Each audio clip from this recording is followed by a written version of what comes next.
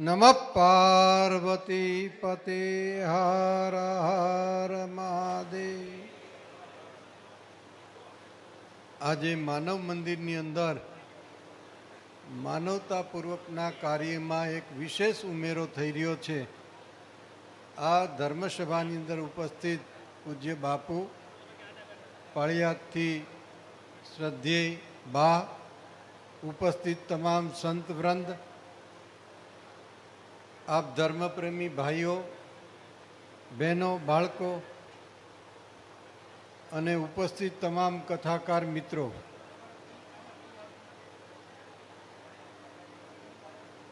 માનવતાની શ્રેણીમાં જોઈએ તો સાધુ સંતોએ વર્ષોથી પરમાર્થના કાર્યની પ્રેરણાઓ આપી છે ને કંઈક મહાપુરુષોએ જાતે મહેનત કરીને સેવા કાર્ય કરી છે।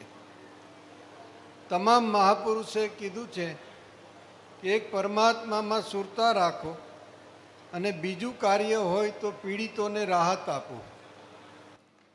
બીજું કાર્ય હોય તો પરમાર્થ કાર્ય એટલે મુક્તાનંદ પણ લખે છે કે પીડિતોને રાહત આપો, પડેલાને ઊભા કરો, ઊભેલાને ગતિ આપો અને ગતિવાનને દિશા આપો। તો આવું સરસ મજાનું કાર્ય ભક્તિરામ બાપુ કરી રહ્યા છે। મંદબુદ્ધિના બાળકોને સાચવી રહ્યા છે। એ પણ વાત સાચી છે કે રામ મંદિરના પૂજારી, શિવ મંદિરના પૂજારીઓ જે છે એ પૂજારીઓની આમદની ઘટી છે। ઘટવા પાછળનું કારણ એ છે કે પરંપરાઓ લુપ્ત થતી જાય છે। સાચી જે પરંપરાઓ છે લુપ્ત થતી જાય છે।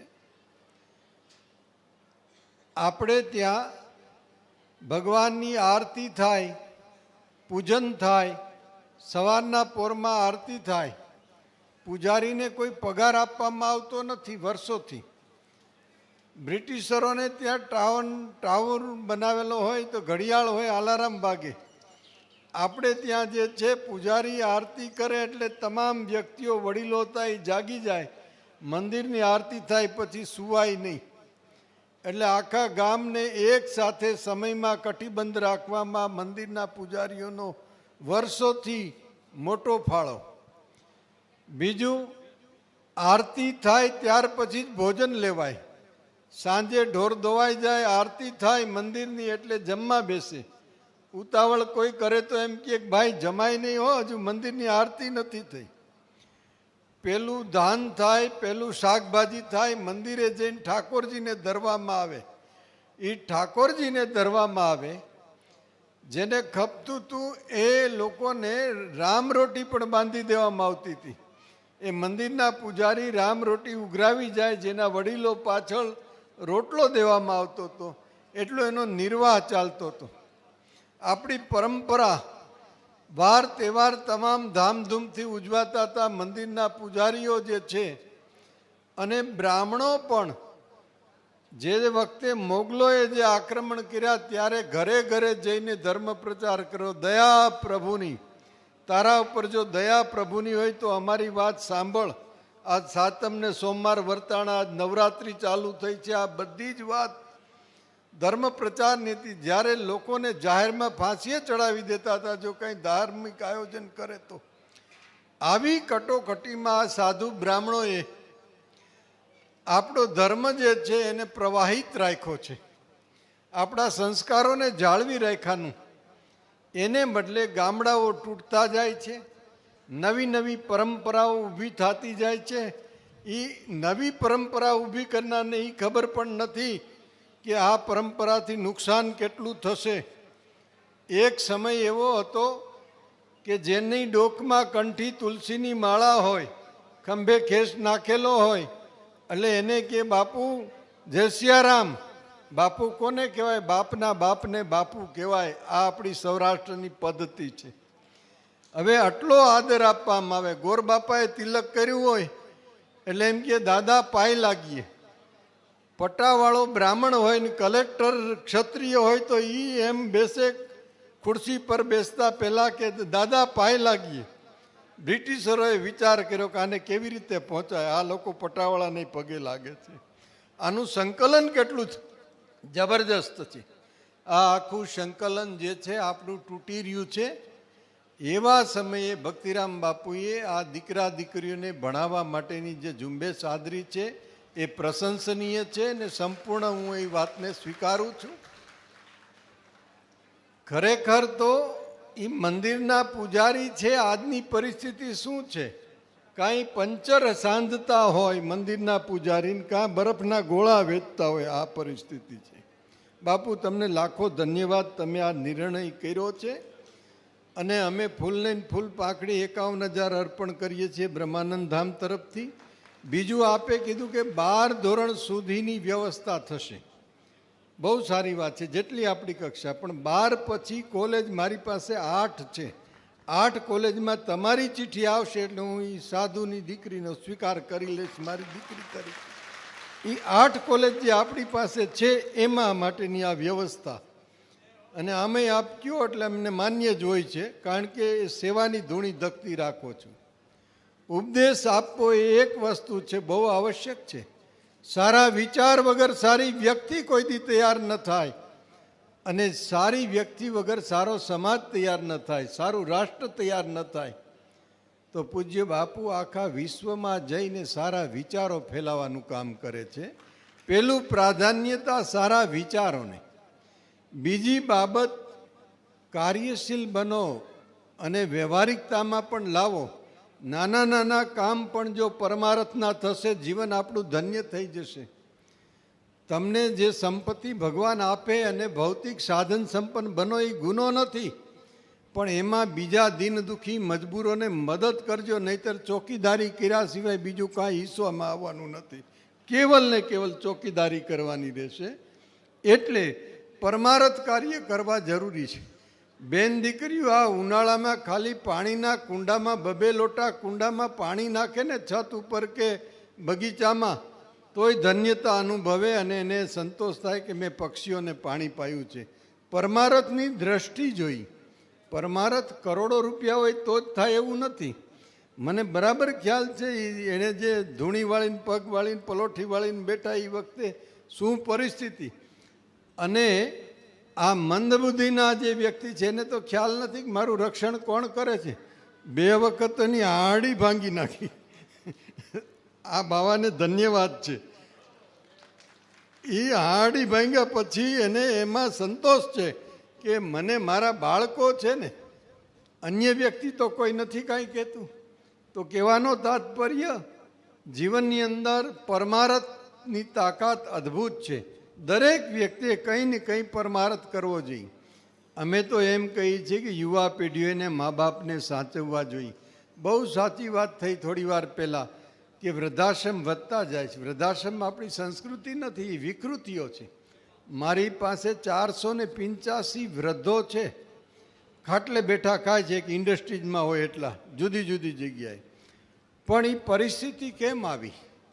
તો એ યુવા પેઢીઓએ વિચારવાનું છે કે મા બાપ જેવું કોઈ તીરથ નથી, એટલે મા બાપનો ખ્યાલ રાખવો જોઈએ.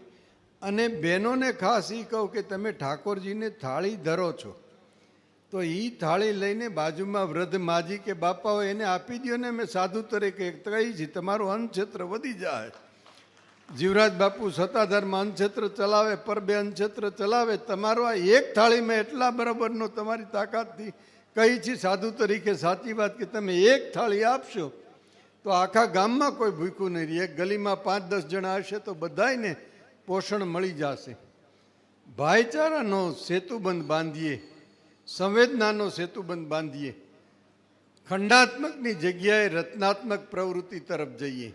પરીક્ષાલક્ષી શિક્ષણને બદલે જીવનલક્ષી પદ્ધતિ અપનાવવાનો પ્રયત્ન કરીએ. જીવન ધન્ય થઈ જશે. અને સાધુડા તો વર્ષોથી આ કામ કરતા આવે છે.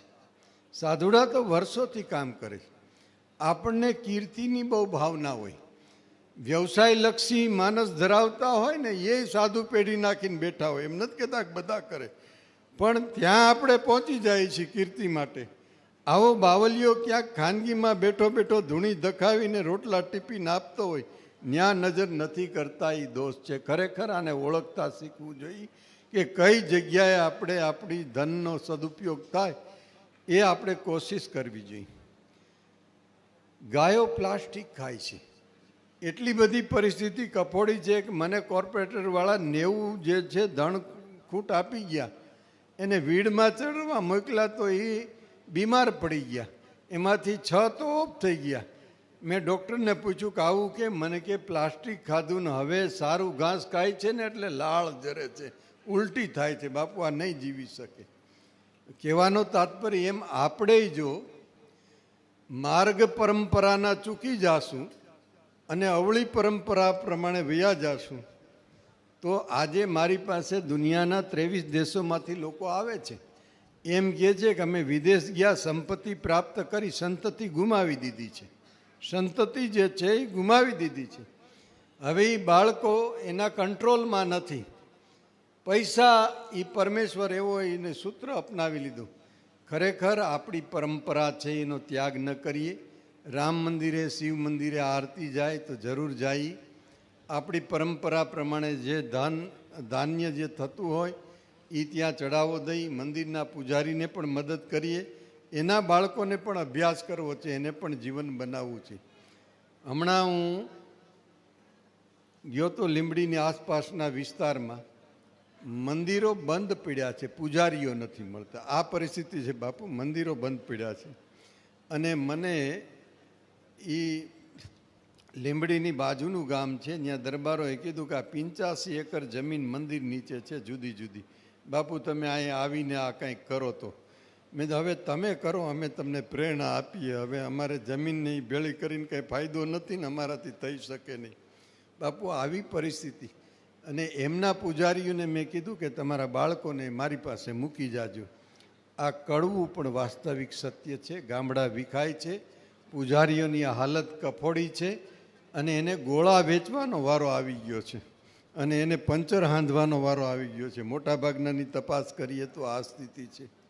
એટલે આવા સમયગાળાની અંદર આ બહુ આવશ્યક છે આ પ્રકારે કામ કરવું. અને બીજું કે સનાતન સંસ્કૃતિએ જે નિયુક્ત કરેલા જે શાસ્ત્રો છે એના વાંચન થવા જોઈએ અને એનો પ્રચાર થવો જોઈએ. અણઘણ રીતે ગમે એ છાપી દે, તમે શ્રીમદ ભાગવતના ઓઠા નીચે બીજી કથાઓ ચાલુ કરી દો તો એ વ્યાજબી નથી, કોઈ પણ સંજોગમાં વ્યાજબી નથી.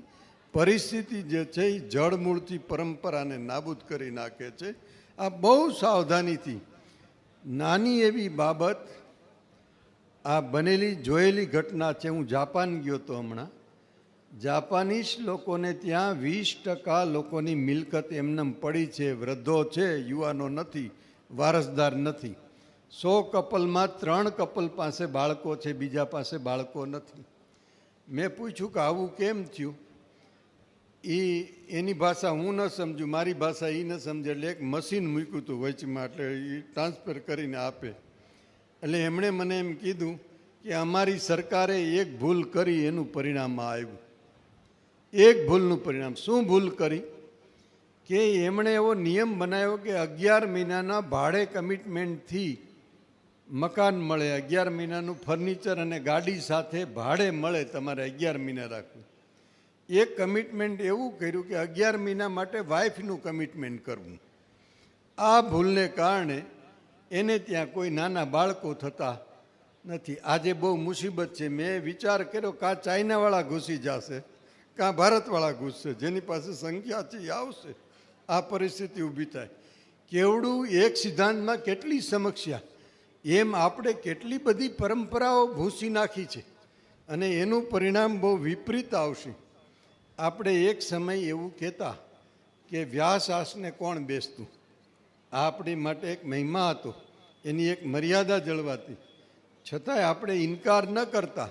કોઈ વ્યક્તિ સ્વયં જેને ફૂણાઓ ફૂટે અને એ લોકો કથા શ્રવણ કરતા હોય તો આપણે ના ન કરતા. પણ એની પાછળનું એક કારણ હતું કે ખાસ અમુક પ્રકારની જાતિના લોકો આનો પ્રચાર કરતા, એનો વ્યવસાય પણ એની સાથે જોડાયેલો હતો. એટલે એ પરંપરા એની પાસે વિધિ વિધાન કરાવવા માટે જતા લોકો, એની પાસે વ્યાસાસને જતા. એમાં રામકથા કોણ કરે ને શિવકથા કોણ કરે ને એની પાસે શ્રીમદ ભાગવત કોણ કરે, આની પણ એક પદ્ધતિઓ હતી. તો મારું ખાસ કહેવાનું કે પીડિતોને રાહત આપો, પડેલાને ઊભા કરો, ઊભેલાને ગતિ આપો. આપણી પાસે કેટલી સંપત્તિ છે એનાથી મોટો નથી થતો, તમે બીજાને કેટલા ઉપયોગી થાવ છો એ મહત્ત્વનું છે. બ્રિટિશની મહારાણીના મધર ઓફ થઈ ગયા ત્યારે કેટલી પબ્લિક થઈ હતી મેં જોયું હતું. અને જે સેવા કાર્યની પાછળ જોડાયેલા હતા એવી વ્યક્તિનું શરીર છૂટ્યું તો એ જ રાજઘરાનાની મહિલા જે પુત્રવધુ હતી એની ગેરહાજરીમાં કેટલા લોકો જોડાણા. આના ઉપરથી નક્કી થયું કે ચેરિટી કોણ કરે છે એ મહત્ત્વનું છે. કેટલી સંપત્તિ ભેળી કરે છે એની સાથે. એક જમાનો રાજા મહારાજાનો હતો, એક જમાનો જાગીરદારોનો હતો, એક જમાનો મિલ માલિકોનો હતો. હવે જે લોકો સાચા અર્થમાં સેવા કાર્ય કરશે એનો જમાનો આવી રહ્યો છે. એટલે સાચા હૃદયથી સેવા કાર્યમાં જોડાવું. આખર ભક્તિરામ બાપુ જે કાર્ય કરી રહ્યા છે એ ખૂબ ખૂબ ધન્યવાદને પાત્ર છે. કોઈ પણ વેશમાં, કોઈ પણ જગ્યાએ, કોઈ પણ ગામમાં માનવતા સાથે જોડાયેલું કાર્ય હોય તો એને સૌ સમાજે પ્રાધાન્યતા આપવું, એની પાછળ પોતાની ઉર્જાઓ ખર્ચવી એવી નમ્ર અપીલ અમે સાધુ તરીકે આપ સૌને કરીએ છીએ, જેથી કરીને એ સાધુ સંતો સારી રીતે એ કાર્ય કરી શકે. એટલી ઊંચાઈ ઉપર પણ ન જાઓ કે નીચે પગમાં હોય ન દેખાય નહીં, એટલા પગમાં પણ ન અથડાવ કે જેથી કરીને ઠોકરે ચડીએ. એટલે સાચા અર્થમાં સભ્યતાને સમજવાનો પ્રયત્ન કરીએ. ફરી તમામ સંત વૃંદોના ચરણોમાં અમારા નમસ્કાર. સીતારામ, જય સિયારામ, હરિઓમ.